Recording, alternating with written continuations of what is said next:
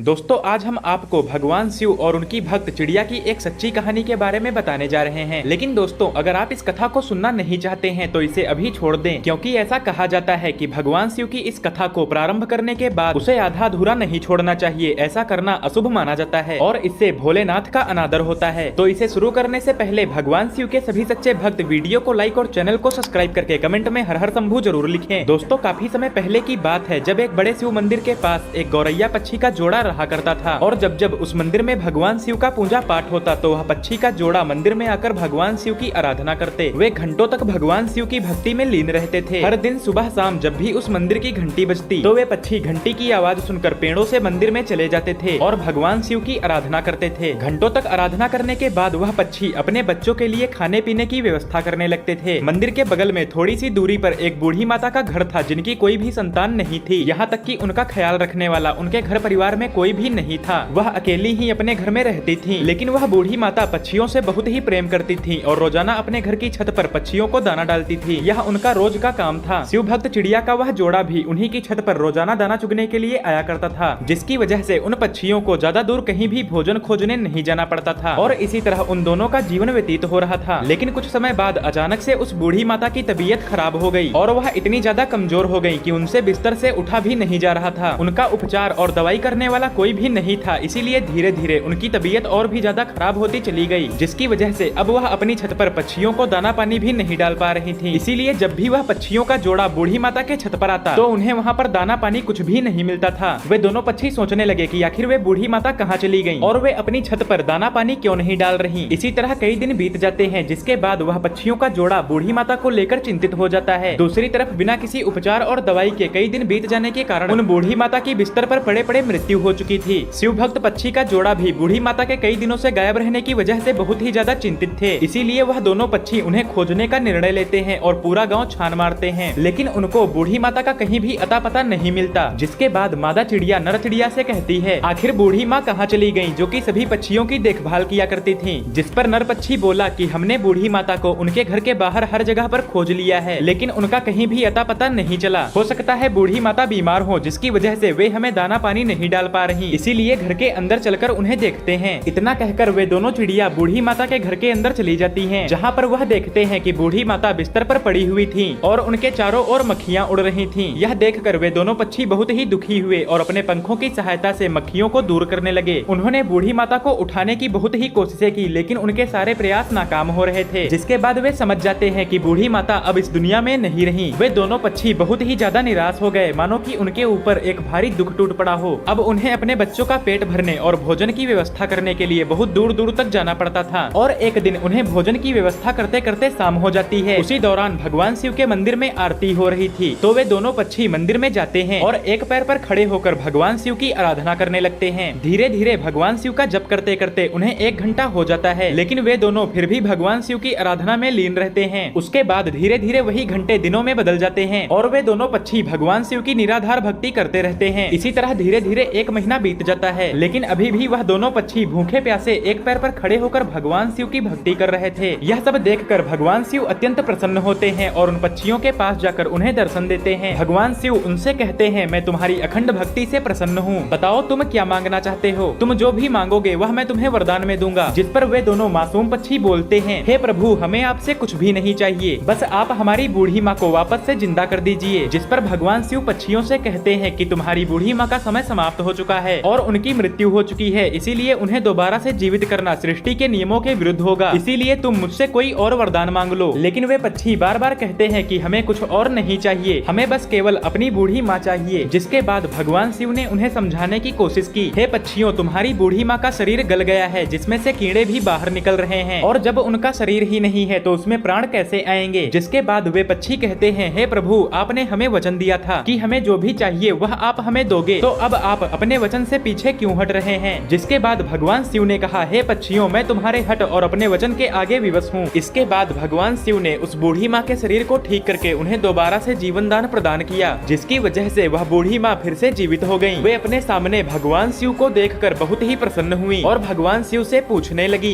हे प्रभु मेरे जन्मों जन्म के दुख और पाप केवल आपके दर्शन मात्र से ही कट गए हैं। आखिर मैंने ऐसे कौन से कर्म किए हैं जिसकी वजह से मुझे आज आपके दर्शन प्राप्त हो रहे हैं। जिस पर भगवान शिव ने कहा, हे बूढ़ी माता, मैंने तुम्हें तुम्हारी वजह से जीवित नहीं किया है, बल्कि मैंने तुम्हें इन पक्षियों के कहने पर जीवित किया है, जिन्हें तुम रोजाना अपनी छत पर दाना पानी डाला करती थी। इन्होंने ही दिन रात को एक करके भूखे प्यासे रहकर मेरी कठोर आराधना की है, इसीलिए मैंने उन्हें वरदान दिया और उन्हीं की वजह से आज तुम दोबारा से जीवित हो। यह सुनकर उस बूढ़ी माँ ने भगवान शिव को दंडवत प्रणाम किया, जिसके बाद भगवान शिव अंतर ध्यान हो गए। जिसके बाद वह बूढ़ी औरत फिर से अपनी छत पर दाना डालने लगी। वह गौरैया पक्षी का जोड़ा भी रोजाना बूढ़ी माँ की छत पर आने लगे। वे छत पर पानी पीते और दाना खाते और साथ में अपने बच्चों के लिए भी ले जाते। उस बूढ़ी माता ने गौरैया पक्षी से कहा, हे पक्षियों, तुमने मुझे दोबारा से जीवन दान दिया है। भगवान शिव की एक पैर पर खड़े होकर आराधना की है और अपने लिए कुछ न मांग कर बल्कि मेरे लिए मांगा है। इसीलिए मैं चाहती हूँ कि आज से तुम हमेशा मेरी आंखों के सामने मेरे पास रहो। जिसके बाद गौरैया पक्षी के उस जोड़े ने बूढ़ी माता का यह प्रस्ताव स्वीकार कर लिया। जिसके बाद वे दोनों एक साथ हंसी खुशी रहने लगे।